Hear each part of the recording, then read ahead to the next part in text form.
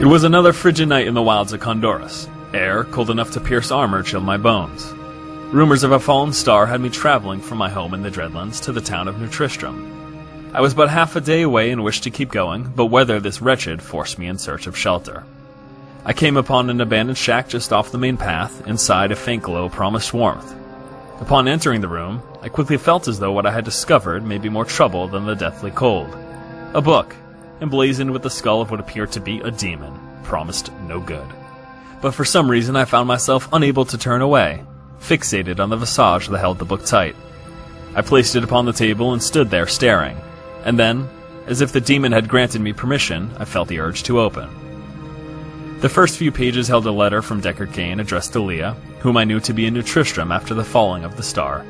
I continued to flip the pages and was amazed at what I had found. The book appeared to be a complete compendium of the stories of Sanctuary. I had heard these tales growing up, but never seen them all compiled in one place, and with such detail. The pages and stories are written so vividly it is as if they actually happened. He writes of the eternal conflict, the war between heaven and hell. He mentions the primevals, Diablo, Baal, and Mephisto.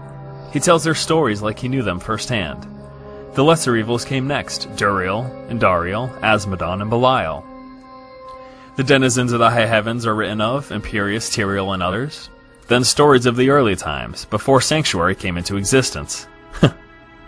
He speaks of angels and demons coming together to bring forth the first generation of men. Absurd. More and more stories, each and every one written with great detail and clarity. The birth of civilization, the Sin War, the Dark Exile. He speaks of the fall of Tristram, claiming King Leoric was driven mad by the malevolent Diablo. Enough! This man is mad. However, no matter how crazy the ramblings of this old man seem, I can't help but notice this is meant for Leah. I'd consider sparing her his lunacy, but I am headed to New Tristram regardless, so I'll bring it along.